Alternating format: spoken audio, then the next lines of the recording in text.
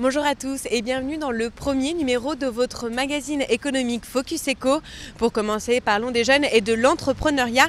Alors, quel est le comportement des moins de 26 ans? Souhaitent-ils créer une entreprise et si oui, le font-ils? Pour en parler, on rejoint tout de suite Guillaume Quéroux dans le parc du musée Maurice-Denis de Saint-Germain-en-Laye. Guillaume Quéroux, bonjour. Bonjour. Alors Guillaume Quéroux, vous êtes le fondateur et le président du groupe Didaxis. Donc c'est un groupe qui est à l'origine d'une étude qui a été publiée en août 2012 donc sur les jeunes et l'entrepreneuriat. D'après cette étude, vous faites le constat que malgré la volonté des moins de 29 ans, peu se risquent de l'aventure. C'est bien ça? C'est tout à fait ça. Cette étude est partie d'un constat qui est qu'un jeune sur deux souhaite créer une entreprise, mais que dans la réalité, moins de 1% des jeunes diplômés de grandes écoles créent leur entreprise. Donc il y a là un véritable gâchis dans ces talents qui aujourd'hui ne franchissent pas le pas de la création d'entreprise. Mais alors comment l'expliquez-vous? Alors on peut l'expliquer de plusieurs façons. L'étude nous révèle un chiffre principal. C'est le premier frein à la création d'entreprise. C'est 80% de ces jeunes qui face à une crise qui leur fait peur et qui les dissuade de créer leur entreprise. Chiffre qui est complété par l'environnement familial qui dans 88% des jeunes interrogés les dissuade de franchir le cap de la création d'entreprise qui, dans un contexte que nous connaissons, notamment celui du chômage des jeunes, n'est pas un signe encourageant. Alors oui, vous parlez de la situation économique. Donc je rappelle qu'en France, donc à l'échelle nationale, il y a plus de 500 000 demandeurs d'emploi. Dans les Yvelines, ils représentent 14% des chômeurs. Donc pour vous, c'est vraiment la situation économique qui explique cette situation. Mais avant de créer une entreprise, il faut savoir réunir certaines conditions. Pour cela, Véronique Chiaro, elle est la directrice de Pôle emploi du bassin de Saint-Germain-en-Laye, s'est prononcée. Je vous propose de l'écouter. Pour créer une entreprise, il faut pouvoir attaquer un marché, avoir des clients, donc un projet d'entreprise qui est lié en général à des compétences professionnelles, bien évidemment. Le deuxième point qu'il faut savoir respecter quand on crée une entreprise, c'est que bien évidemment, il faut tout de même un petit capital. Et le troisième point qu'il faut savoir respecter, c'est qu'une création d'entreprise va vous prendre tout votre temps. Ça va vous grignoter sur votre temps personnel. C'est l'aventure d'une vie, c'est l'aventure aussi d'un entourage, d'une maison, d'un foyer. Il faut être conscient de ça. Guillaume Quéroux, est-ce que vous rejoignez Véronique Chiaro sur ce triptyque, donc qui est vraiment celui des compétences professionnelles, celui du capital et celui de l'investissement personnel? Moi, ce que je constate en tout cas, c'est que ce qui motive davantage les jeunes aujourd'hui à créer une entreprise, c'est un projet. Après, avoir ou pas les fonds nécessaires, pour moi, n'est pas la question, mais c'est déjà d'avoir un projet, qui soit innovant, qui réponde à un besoin du marché et un accompagnement. C'est-à-dire que lorsqu'on crée une entreprise, il faut être accompagné. Il faut que l'environnement familial puisse aussi être favorable à ce projet de création d'entreprise qui va effectivement investir du temps. Également, vous dites pas besoin de fonds personnels alors? Les fonds propres, aujourd'hui, on a différents stades dans la création d'entreprise. On pourrait parler, Didaxis a une activité de portage salarial qui aujourd'hui permet à des porteurs de projets de pouvoir tester leur projet sans les contraintes financières que peut représenter un projet de création d'entreprise. Donc c'est-à-dire qu'on teste son projet grandeur nature avant de passer à l'acte pour sécuriser davantage le parcours du créateur. Ce qui est important, c'est d'être accompagné, d'être bien accompagné. Et puis, si on a le bon projet, je pense que n'importe quel investisseur, banquier, suivra le porteur de projet. Donc c'est un avis qui est contraire à celui de Véronique Chiaro, qui est la présidente de Pôle emploi dans le bassin de Saint-Germain-en-Laye. Je vous propose de l'écouter tout de suite et de savoir pourquoi. Ce qui va les freiner, c'est le côté financier, bien évidemment. Quand on est jeune en général, sauf à avoir hérité ou avoir gagné au loto, on a peu de fonds propres et il est tout de même nécessaire, même quand c'est du dématérialisé, que l'entreprise ait un fonds de roulement, de trésorerie qui lui permet de fonctionner dans les premiers temps. Donc c'est ça qui va être un frein assez important. Après, je vais tomber sur un lieu commun, mais justement, tout de même, malgré la crise, les jeunes ont envie d'entreprendre, ont envie de réussir, ont envie de se lancer dans la vie et faire quelque chose qui leur plaise, qui leur convienne. Alors Guillaume Quéroux, comment réagissez-vous donc aux propos de Véronique Yaro qui justement porte un avis contraire à vous sur la question? Elle dit que la crise n'est pas forcément un frein.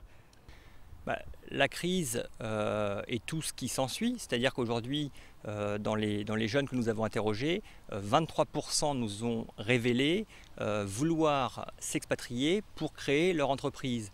Ce chiffre-là peut paraître anodin, mais dans la réalité, c'est un véritable signal d'alarme qui est tiré par ces jeunes qui nous disent finalement que les pouvoirs publics, les politiques finalement, n'assurent pas leur rôle et n'incitent pas finalement ces jeunes talents à créer en France.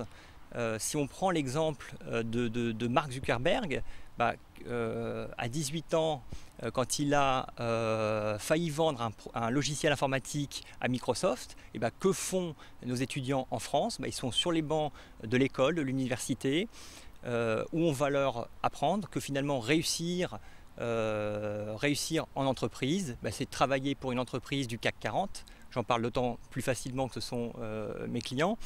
Mais voilà, il y a un vrai décalage. La crise accentue ce problème. Et vous parlez justement de Mark Zuckerberg, donc de l'exemple qui est à l'origine d'un réseau social qui est très connu. Alors donc l'exemple des États-Unis par opposition à celui de la France. Et il y a une idée reçue souvent qui est celle que les Français n'ont pas l'esprit d'entreprise. Les jeunes, qu'est-ce qu'ils nous ont dit à travers l'étude qu'on a réalisée? C'est que finalement, ils ont peur de l'échec, ils ont peur de prendre des risques. Aujourd'hui, il faut une politique fiscale beaucoup plus incitative pour donner envie de créer en France, donner envie de gagner sa vie d'entrepreneur en France et éviter effectivement la fuite des cerveaux, la création d'entreprises à l'étranger, d'autant que la génération Y que nous connaissons est une génération mobile. Ce sont des citoyens du monde.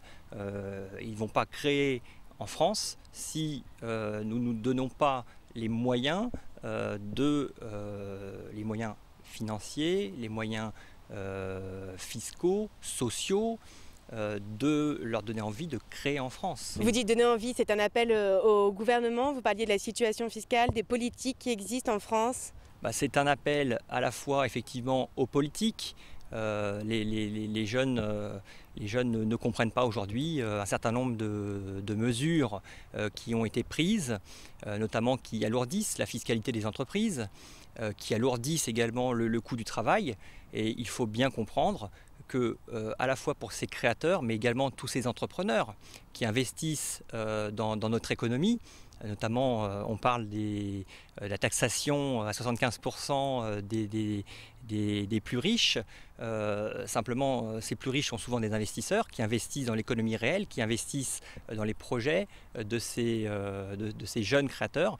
Et voilà, c'est un message à ces politiques pour leur dire d'adopter rapidement des mesures beaucoup plus incitatives à la création d'entreprises. Alors, vous parlez donc de la tranche d'impôt, de la mesure des 75% d'imposition. Donc, on est obligé de revenir alors sur l'intervention télévisée du chef de l'État ce dimanche 9 septembre, donc aux 20h de TF1. Donc, il a parlé de l'agenda de redressement qui se ferait sur 2 ans, de nouvelles mesures donc pour pouvoir redresser les comptes publics. Il y a 10 milliards donc, qui reposent sur les chefs d'entreprise. Il y aurait également la disparition de niches fiscales. Est-ce que vous pensez que cela aura beaucoup d'influence, d'incidence?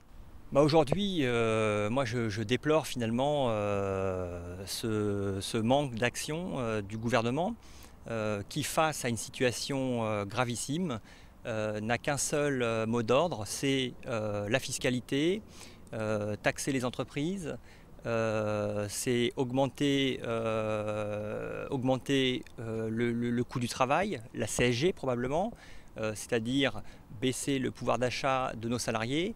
Je crois que les mesures qui doivent être prises doivent renforcer la compétitivité de nos entreprises et non pas alourdir la fiscalité des entreprises d'un côté et baisser le pouvoir d'achat de nos salariés de l'autre côté. Ce sont des mesures qui ne sont pas cohérentes.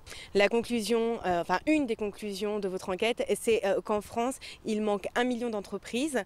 Alors comment l'expliquez-vous et sur quoi reposez-vous donc votre étude pour avancer cela? Non, ça c'était par rapport effectivement à nos concurrents, à nos voisins européens. On a en France un tissu entrepreneurial qui est très très fragile. On a eu un certain nombre de dispositifs qui ont été créés, notamment le dispositif d'auto-entrepreneur qui a la vocation de donner envie à un certain nombre de porteurs de projets d'entreprendre. On est en train progressivement de démanteler tous ces dispositifs et globalement taxer un peu plus finalement toutes ces entreprises et ces futures entreprises que sont nos auto-entrepreneurs. Et globalement, tout ça nous amène à un déficit de près d'1 million d'entreprises par rapport à nos voisins européens. Donc vos recommandations? Les recommandations aujourd'hui, c'est de mettre en place des mesures plus favorables à la création d'entreprises, de simplifier les parcours du créateur d'entreprise, de ne pas faire de la création d'entreprise un parcours du combattant. Véronique Carreau, elle aussi, donne des conseils à ces jeunes de moins de 29 ans. Je vous propose de l'écouter tout de suite. Je crois qu'il faut s'intéresser beaucoup à la reprise d'entreprise. Il y a trop de petits commerces qui périclitent, qui ne retrouvent pas de repreneurs. Et un commerce qui disparaît, c'est un emploi au moins qui disparaît. Donc je pense que si on veut réussir, la reprise d'entreprise peut combler toutes les promesses d'avenir. Alors Guillaume Quéroux, qu'en pensez-vous? Quel serait votre conseil directement aux moins de 29 ans? Il est clair, effectivement, je rejoins l'interlocutrice précédente. Il y a effectivement un certain nombre d'entreprises à reprendre en France, mais il est clair qu'aujourd'hui, dans la nouvelle économie, il y a un certain nombre d'entreprises aussi à créer.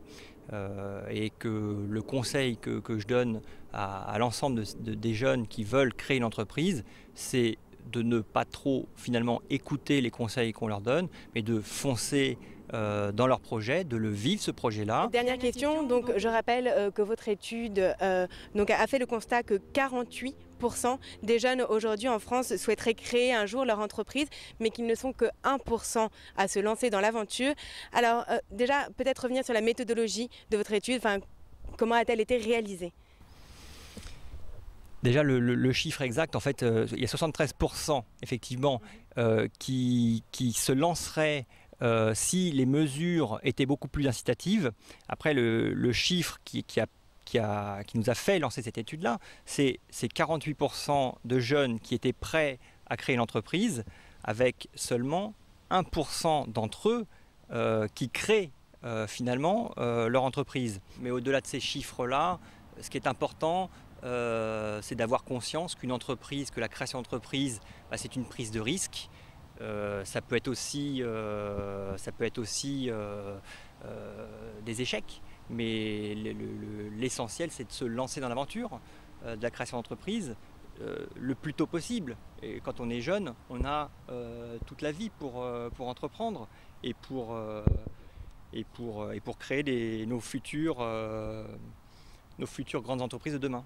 Très bien, écoutez Guillaume Quéroux, je vous remercie beaucoup. Je vous quitte sur ces bonnes paroles. Quant à nous, nous pouvons nous retrouver dès la semaine prochaine, mardi 19h45. C'était votre premier rendez-vous de Focus Eco et on se retrouve mardi prochain.